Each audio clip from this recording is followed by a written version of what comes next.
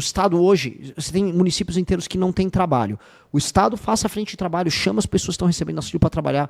Agora, você tem uma mãe que tem 2 filhos, ela tem um problema de saúde, tem diabetes, não consegue andar. Sim. Aí tudo bem. Sim. Não estou falando, sabe, tem e esse benefício é útil para essa pessoa. E eu não acho Porque que os tem que ser brasileiros... humano, tem que ser Lógico, um humano também. humano. Agora, um homem formado, 25 anos... Quer fazer um bico, às vezes, e receber um Bolsa Família? Você desculpa. Tem um monte de gente trabalhando de entregador, correndo o risco de ser assaltado, pagando imposto para você ficar encostado. Eu não vou deixar você ficar encostado. Marmanjo e marmanja, com 25, 23, 30 anos de idade, que quer ficar levar a vida na flauta, eu não vou deixar. Vai ter frente de trabalho, vão ralar e vão gostar. Porque vai trabalhar, o trabalho dignifica. Tem que ser assim. Senão eu estou desrespeitando... Volto a colocar milhões de brasileiros que estão se matando de trabalhar. Teve um menino hoje que eu encontrei no Parque Taquaral, era um fã nosso. Ele trabalha numa empresa aqui em Campinas e nas horas vagas ele trabalha de entregador. Ele trabalha 7 dias por semana e aí fazendo uma poupancinha para ele. Pô, esse cara... Eu vou desrespeitar esse cara muito se eu não fizer nada sobre esse assunto. Muito. Você quer ser presidente. Dito isso, quer ser? Muito. Eu vou mudar o Brasil se eu for presidente do Brasil. Ganha. A primeira ação que você faz quando entra? Eu vou decretar estado de defesa no Brasil. O que seria isso? Estado de defesa é o seguinte, para quem está nos assistindo, o estado de defesa ele é um status que você coloca o país, em que eu terei, através das Forças Armadas e do poder de polícia, uma capacidade especial de enfrentar um inimigo interno que o Brasil está passando. Hoje esse inimigo interno é muito claro, chama-se crime organizado. A gente tem 23 milhões de pessoas que moram em regiões dominadas pelo crime organizado. Esse crime organizado impõe sua própria lei. Ele fatura bilhões com droga, com extorsão e com serviços ilegais que ele tem nessas regiões. E esses caras precisam ser destruídos. Então, as polícias e as Forças Armadas, através do comando central do comandante em chefe, que é o presidente da República, vão eliminar esses criminosos ao longo de 1 ano. E nós vamos colocar o Brasil em estado de defesa nas regiões em que o crime organizado domina. Eu vou limpar o Nordeste, eu vou limpar o Rio de Janeiro, eu vou limpar São Paulo do PCC, eu vou limpar o Porto de Santos, Sorocaba. Tem gente do PCC atuando. Aqui em Campinas tem gente do PCC atuando. Vamos limpar o Brasil do crime organizado. E aí, destruindo o Brasil do crime organizado, reduzindo o número de homicídios para números baixíssimos, tornando o Brasil seguro para andar novamente, o Brasil pode respirar e a gente pode cuidar das outras coisas. Especialmente pegar essas pessoas que moram na favela, e você falou uma coisa muito boa, tem que ser um governo humano. Pegar quem mora na favela e falar, agora eu vou transformar sua favela num bairro, agora eu vou levar a educação séria para sua favela, eu vou levar empresas para sua favela, eu vou fazer você ser uma pessoa digna. E a dignidade vem através do respeito que o Estado vai dar a ela. E não da humilhação que ela passa em ser abandonada e ser, no fim, administrada de maneira ilegal pelo crime organizado. Isto é uma política de Estado de verdade. E essa é a primeira coisa. Hoje não é no dia 1 mais, né? A posse é no dia 5 de janeiro. No dia 5, eu não vou nem ficar fazendo muita festa. Estado de defesa, vou pegar o avião, eu vou ir para a cidade de Santa Quitéria, lá no Ceará, depois eu vou para Fortaleza, no Ceará, e vou começar, junto com as Forças Armadas e com as polícias brasileiras... Já tem tudo em mente. Eu vou começar a destruir esses caras lá. Vou sair de lá, eu vou para Bahia, eu vou sair da Bahia, eu vou para o Rio de Janeiro.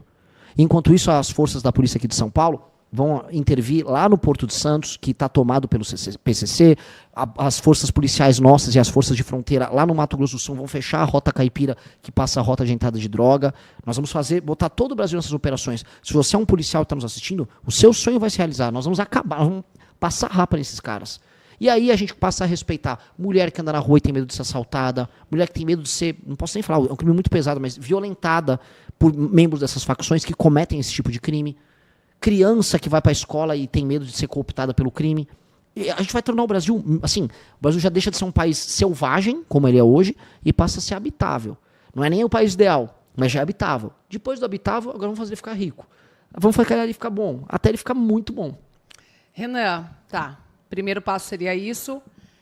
Se fosse para cortar um imposto, qual você cortaria, assim, na boa, logo de cara? Tem impostos que não precisariam existir. Né? O IPTU é um imposto que não precisaria existir. Você é um imposto acredita? Não, porque o IPTU, no fundo, ele está taxando a propriedade. Então, você, quando tem um apartamento, você tem, na verdade, você paga um aluguel hoje. Mas vai para a prefeitura. Mas a prefeitura que acaba voltando para outras coisas. Mas aí eu pergunto para você, então você é dona do seu apartamento, da sua casa que você mora? Em São Paulo, o IPTU é tão alto que se uma pessoa não conseguiu alugar um apartamento, uma casa, de repente ela está devendo para o município toma de você. O IPVA eu acho um absurdo também. Sim, mas o IPVA faz sentido em alguns lugares, tem uma alíquota pequena. Por exemplo, o nosso deputado federal Kim, ele entrou com um projeto para fazer o IPVA cair para 1%. 1%, uma merreca. Excelente. E aí, o que é baseado esse 1%?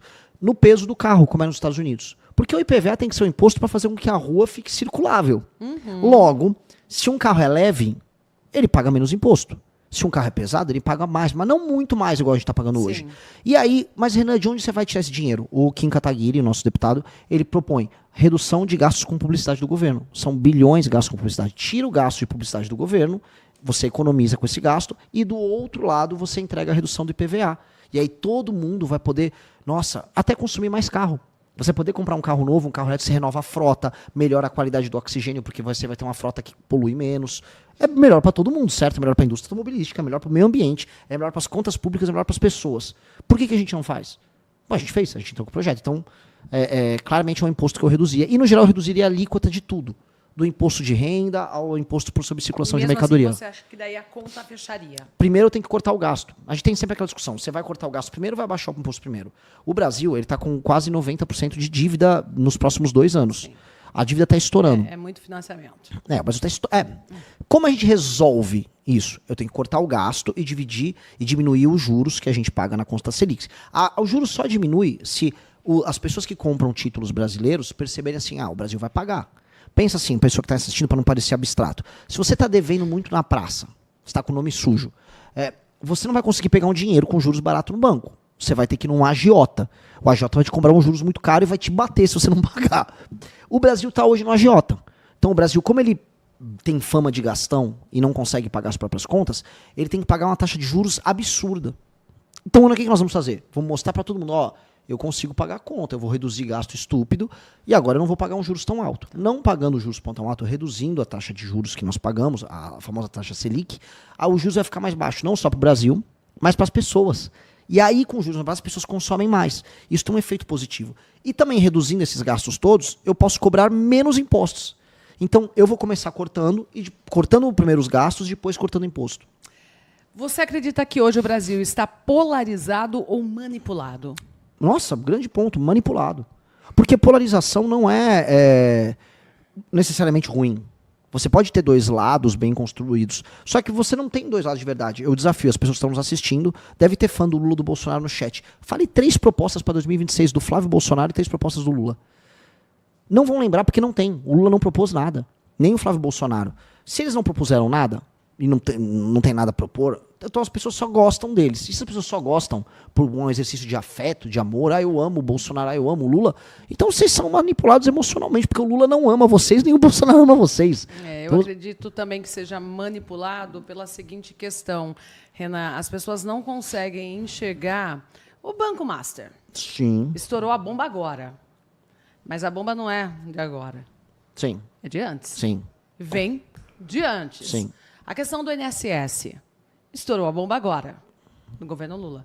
Mas não aconteceu no governo Lula apenas. E as pessoas não conseguem enxergar isso. E quem é de extrema-direita ou esquerda, aí sim começa a falação, né? Não, é porque é por conta do governo petista, tal. Mas não consegue enxergar que começou lá na época do governo Bolsonaro. Sim. É incrível isso. Os 2 escândalos. E, a verdade, as pessoas não estão revoltadas com os 2 escândalos, porque esses 2 escândalos pegam os 2 governos. Exatamente. E pegam membros dos 2. Então, só que eles não conseguem. Não, quando um está do lado de lá, não consegue enxergar isso. Por exemplo, não adianta você falar. Não, tanto que assim, eu pergunto para os bolsonaristas que estão no chat, por que vocês só falam de um pedaço do escândalo do Banco Master? Porque a turma do PT está envolvida no escândalo? Tá.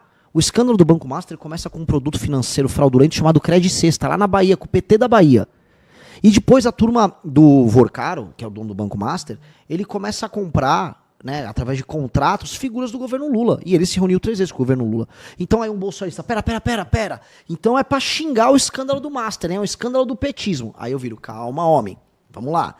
O escândalo cresce e estoura quando o Banco Master faz relações dentro do governo Bolsonaro com o Ciro Nogueira, consegue uma MP que beneficia eles para que eles fizessem ainda mais crédito consignado fraudulento, que foi uma MP que foi emitida em 2022 no governo Bolsonaro. Eles dão dinheiro para as campanhas do Bolsonaro e do Tarcísio aqui em São Paulo. Eles têm relação com igrejas ligadas ao bolsonarismo, como a Igreja Lagoinha, lá em Minas Gerais, que é uma igreja ligada à direita. políticos de direita estão envolvidos. Escândalo de INSS. Pegaram muita gente do PT no escândalo do INSS. Sim, pegaram também a mesma igreja Lagoinha no COAF envolvida. E parece que o escritório de advocacia do Flávio Bolsonaro tem relação com o escândalo. Então, é um escândalo que mexe nos dois. Aí as torcidas organizadas ficam... eu não sei o que fazer. Eu acho que eu não vou falar desse assunto. E é o que acontece. Eu vi a Tabata Amaral. Tem muita gente que acha, não, ela é uma política séria e tal. A Tabata Amaral gravou um vídeo sobre o Banco Master, só falando de onde pegava a direita. O Nicolas Ferreira, tem muita gente que gosta dele. Olha só esses petistas aí. Entendi. Cada um conta o seu recorte. Que tal a gente contar toda a história? Que basicamente a classe política brasileira, exatamente, junto com o STF, junto com o Centrão, roubou vocês. Sabe, vocês todos foram roubados por gente de esquerda e de direita. Quando foi pra roubar com o Banco Master, tinha cara com bandeira do Brasil e cara com bandeira vermelha te roubando. Só que a pessoa não quer, a pessoa quer acreditar que o cara de bandeira verde e amarela, que roubou, no caso do Banco Master, no fundo ele roubou de direita, ele roubou patrioticamente. E o comunista, o cara do PT, não, ele roubou, mas foi pra transformar o Brasil em Cuba. Aí não dá. No fundo também as pessoas esperam que, tipo, vai acabar, hein?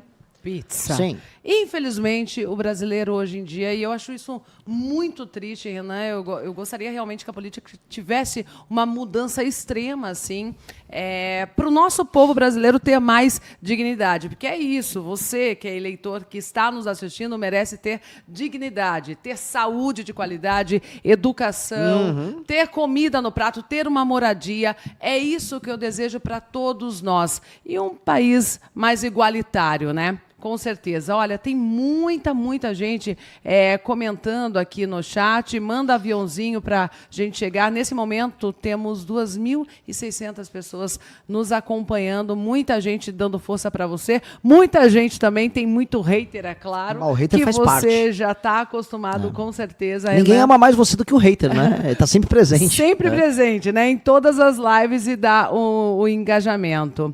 Bom, Renan... A gente falou sobre política, falou da sua coragem de enfrentar tubarões na política. A hora que ele chegou aqui, eu falei assim, tu é corajoso, hein, cara? E tem que ser corajoso para falar tudo isso. Você tem medo? Eu estou falando medo mesmo, você me entende. Eu tenho medo de decepcionar as pessoas do meu time. Esse é o meu maior medo. Eu juro para você que eu tenho muito medo de, por exemplo, vir numa entrevista com você e falar besteira, parecer burro. Eu tenho medo de... às vezes defender uma ideia que não estava exatamente pronta. Agora, medo de morrer, veja, eu estou sendo alvo real, é concreto, eu não tô com aqueles caras que põem colete à prova de balas de mentira. Não tô. Eu tenho ameaças recorrentes do Comando Vermelho, especificamente do Comando Vermelho, especialmente quando eu vou pro Nordeste. Tenho que andar com segurança, eu tive que adaptar toda a minha vida para isso. Agora, quando você está numa missão e você dedica a sua vida a isso, você meio que não liga, ou você tenta não ligar, porque você está muito obstinado, você está focado.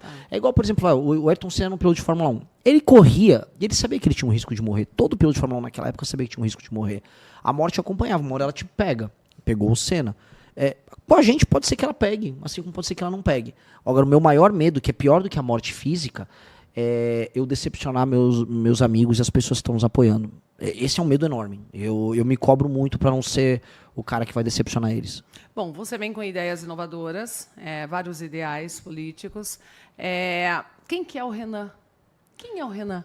O Renan é um cara essencialmente de classe média. Eu venho de um bairro operário ali de São Paulo, a Moca, um bairro dos italianos lá.